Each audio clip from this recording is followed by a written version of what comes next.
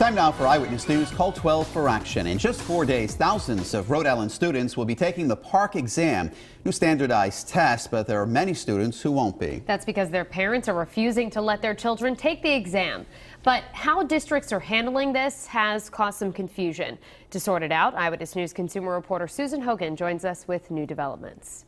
Well, that's right. Just a few hours ago, the Rhode Island Department of Education clarified one of the sticking points for parents refusing to allow their kids to take this exam.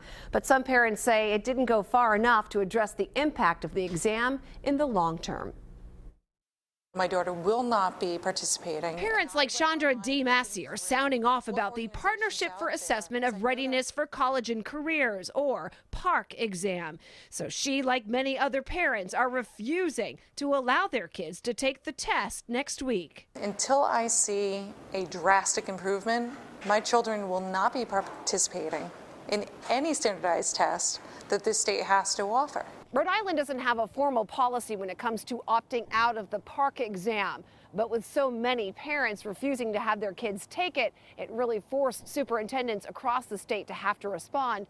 But some parents we spoke to said those responses were more like scare tactics.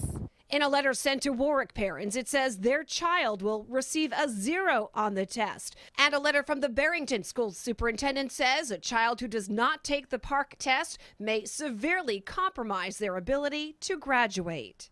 But late Thursday morning, the Rhode Island Department of Education clarified for Call 12 for Action that any student refusing to take the test would be considered a non-participant and would not receive a score. But RIDE also made it very clear that the decision could result in a loss of federal funding for certain schools, which require to have at least a 95% participation rate. As a result, it puts that school into a category of warning or lowers their classification. So it does have an impact on the schools, and that's something that RIDE in the federal government will have to deal with. Regardless, parents we spoke with aren't convinced.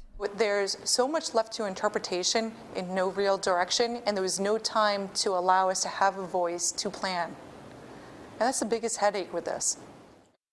Now, legislation was proposed that would allow parents to have their children opt out of the PARCC test. But as of right now, taking the test is not a graduation requirement. Now, this discussion continues online for you right now at WPRI.com, including 12 things you should know about the PARCC exam. And we also have a sample of the test itself. I'm Susan Hogan, Eyewitness News.